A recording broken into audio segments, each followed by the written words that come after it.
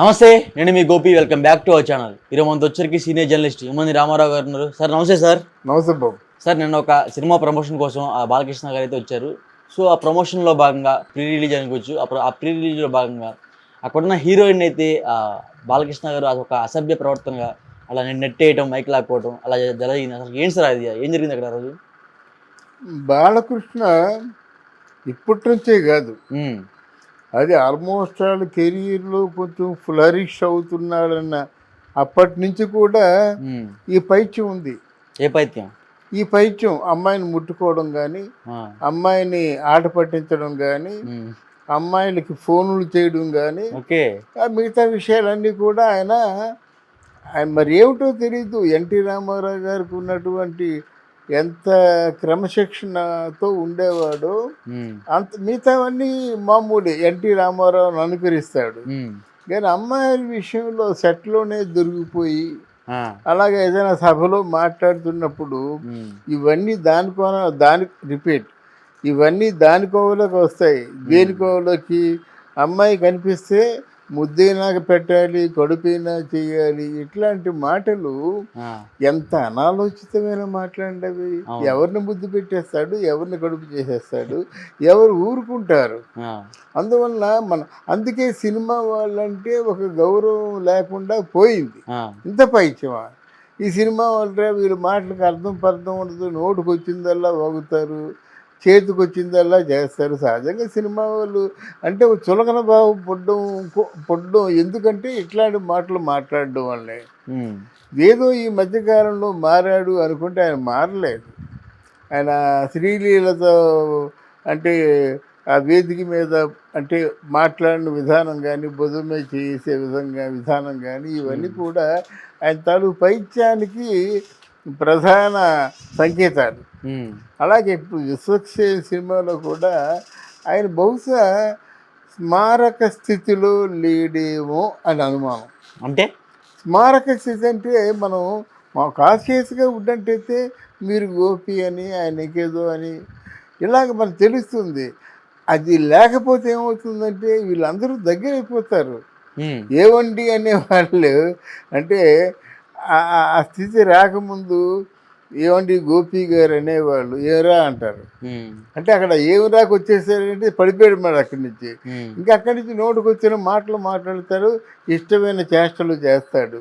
అందువల్ల బాలకృష్ణ తాలూకు ప్రవర్తన కొత్తగా మాత్రం నాకు అనిపించటం లేదు. ఆయనకు ఉన్నటువంటి లింక్స్ కూడా చాలా తెలుసు కదా, ఎవరెవరితో కదా. ఆయనతో ఉన్న ఎవరు ఏ హీరోయిన్ క్లోజ్గా ఉన్నప్పుడు కూడా ఆయన కూడా క్లోజ్గా ఉంటాడు. అంతకంటే వివరంగా నేను చెప్పలేను. ఎవరైనా హీరోయిన్తో యాక్ట్ చేస్తున్నట్టయితే చాలా సన్నిహితంగా ఉంటాడు, ఆ హీరోయిన్ గౌరవం ఇస్తాడు. కానీ ఆయన తాలూకు బలహీనత మాత్రం ఎక్కడ మానడు.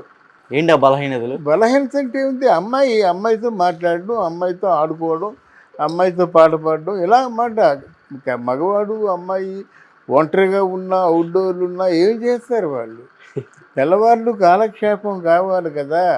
ఆ కాలక్షేపానికి తనకి ఎవరు నచ్చుతారో వాళ్ళతో కాలక్షేపాన్ని ఎంచుకుంటాడు. అది లేదా మందు తీసుకోవడం అంటారా, అది మామూలే. అంటే మామూలు కంటే షూటింగ్ అయిపోగానే వెంటనే క్యారీ వ్యాన్లో కూర్చోవడమో, లేకపోతే కారులో కూర్చోవడమో, లేకపోతే ఇంకెక్కడో చక్కని ప్లేస్ ఎంచుకోవడం, ఆ ప్లేస్లో కూడా తను, హీరోయిన్, అవసరమైతే డైరెక్టర్ వీళ్ళందరూ కలిసి కబుర్లు చెప్పుకుంటారు. అక్కడి నుంచి పార్టీ చేసుకుంటారు. అక్కడి నుంచి మిగతా వ్యవహారాలన్నీ కూడా నడుస్తాయన్నమాట. ఈ సినిమా కనుక మనకి అభ్యంతరాలు ఏమి ఉండవు. అభ్యంతరాలు పెట్టే వాళ్ళని పార్టీలోకి రానివ్వరు. అందువల్ల ఆయన ఆ పద్ధతి మార్చుకోవాలండి. బాలకృష్ణ పైత్యం మంచిది కాదు. బాలకృష్ణకు ఉన్నటువంటి ఈ పైత్యం మంచిది కాదు. ఒక స్టార్గా ప్రమోషన్ వచ్చిన తర్వాత ఇంచుమించు చిరంజీవి గారితో సరసమానమైన ఆర్టిస్ట్ అనిపించుకున్న తర్వాత ప్రజల్లో కూడా పేరు ఉంది. అంత మంచి పేరు తెచ్చుకుంటుంది. ఇదేంటిది? అందరూ చూస్తారు కదా, వేదిక మీదకి వచ్చిన తర్వాత అందరూ ఒళ్ళు దగ్గరించుకొని ఉంటూ ప్రతి ఒక్కరిని కూడా గౌరవించడం. ఎందుకంటే బికాజ్ ఆయన స్థాయిని, ఆయన తాలూకు గౌరవాన్ని, ఆయన ఇమేజ్ని నిలబెట్టడం కోసం మాట. అవన్నీ మర్చిపోయి ఈ విధంగా వక్రమైనటువంటి ప్రవర్తన ప్రవర్తించారంటే చరిత్రలో మిగిలిపోతాడు అంతే. ఉమ్, ఎవరైనా అంతేనండి. ఇప్పుడు అమ్మాయి అంటే అమ్మాయితో మీరు మాట్లాడడం, అమ్మాయితో మీరు పాట పాడడం, లేకపోతే అమ్మాయితో పార్టీ చేసుకోవడం తప్పని నేను చెప్పను. అది అంటే మీరు మాంసం తింటున్నారు కదా అని ఆ బొమ్మికలన్నీ మెడలో దండ కట్టుకొని తిరగడం మంచిది కాదంటున్నానమ్మా. ఉమ్. అంటే హిందూపూర్లో కూడా ఇప్పుడు కార్యకర్తలు ఉంటారు కదా, టీడీపీ కార్యకర్తలు కానీ లేకపోతే నాయకులు కానీ, వాళ్ళ మీద కూడా దురుసుగా మాట్లాడటం లేకపోతే చేయి చేసుకోవడం అలాంటివి జరుగుతూ ఉంటాయి. సో దాని గురించి మీరు ఏం చెప్తారు? దురుసు వేరు. ఉమ్, దురుసు ప్రేమపూర్వకమైన దురుసు ఉంటుంది. ఉమ్, ఎవరైనా అబ్బాయిలు ఉన్నట్టయితే ఆయన సెల్ఫీ అడిగినా ఏది అడిగినా ప్రథమ కోపం, ఆ కోపాన్ని ప్రదర్శించేస్తాడు, తర్వాత సారీ చెప్పుకుంటాడు. ఉమ్, కానీ ఇది వేరండి, ఇది వ్యక్తిగతమైన క్యారెక్టర్కి సంబంధించింది. ఉమ్, అంతే. అమ్మాయి చూస్తే వదలడు వీడు.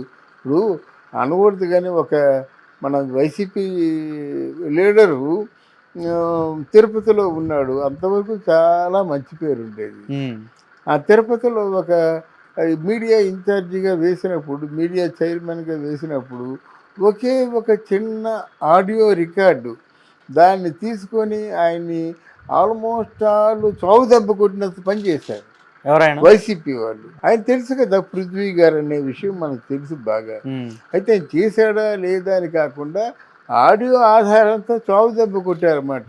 అంటే ఇది చెప్పేది ఏంటంటే అట్లాంటి విషయాల్లో పరిణామాలు అంత తీవ్రంగా ఉంటాయని చెప్పడం కోసం. మరి ఇన్ని కొట్టేవాడు ఎవడు లేడు కదా. ఉమ్, మా సొంత వియ్యంకుడు ఎలా కొడతాడు, కొట్టడు. ఇంకెవరు బాలకృష్ణ గారికి ఎదురుగా చెప్పేవాళ్ళు ఎవరు లేరు. చెప్తే మనలాంటి మీడియా వాళ్ళే అంటే నిర్మోహమాటంగా నిర్ద్వందంగా చెప్పాలి, ఉమ్, బాలకృష్ణ ఈ పైత్యం మానుకో, ఉమ్, లేకపోతే నీ చరిత్ర అంతా తవ్వుకోవాల్సి వస్తుందండి. ఉమ్, అవును, అప్పుడు అలాగే కదా, అప్పుడు ఆ అమ్మాయిని ఆ పని చేశారు కదా, అప్పుడు ఆ హీరోయిన్తో ఇలా తిరిగేవాడు కదా, ఇవన్నీ అనుకోవడం దేనికి? ఉమ్, అవకాశం నువ్వు ఇస్తున్నట్టే కదా. ఉమ్, ఎన్టీ రామారావు కొడుకుగా ఇంతకు దిగజారిపోయినట్టయితే ఉమ్, నువ్వు పిలిస్తే ఎవరు రారు? ఓ స్టోరీ డిస్కషన్ అంటావు, రారా? ఉమ్, ఆ, లేదమ్మా సరదా కూర్చుందాం పార్టీ చేసుకుందంటే రారా? ఉమ్, ఆ స్టేజీ ఒకటి నీకు కావాల్సి వచ్చిందా ముట్టుకోవాలంటే? ఆ, అది మాలాంటి కొంచెం సీనియర్స్కి కొంచెం బాధాకరంగా ఉంటుందన్నమాట. ఉమ్, రామారావు గారిని చూసా, నాగేశ్వరరావు గారిని చూసా, శోభన్ బాబు, కృష్ణ, ఎవరికైనా ఈ చెడ్డ పేరు ఉందా? లేదు కదా.